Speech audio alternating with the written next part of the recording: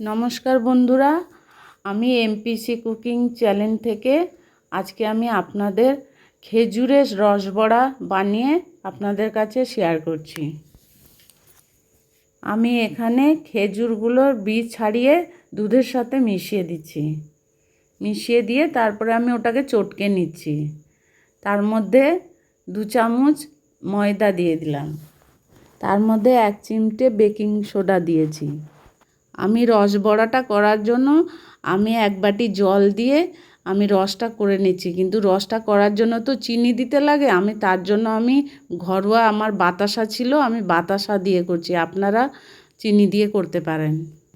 কড়াতে সাদা তেল দিয়ে দিয়েছি। এবার আমি বড়াগুলোকে ভেজে নিচ্ছি।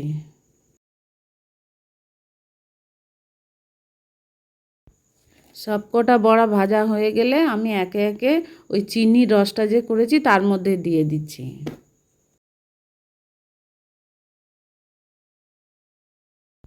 দেখুন বন্ধুরা, ওই রসের কি সুন্দর রস টেনে নিয়েছে। সাথে সাথে এবার আমি একে একে করে তুলে প্লেটে করে দেখানোর জন্য দেখাচ্ছি কত সুন্দর টেনে নিয়েছে। খেতে অপূর্ব। আপনারা খেজুরের রসবড়া বানিয়ে করে খাওয়াবেন, কত সুন্দর লাগবে। আমায় কমেন্ট শেয়ার করবেন।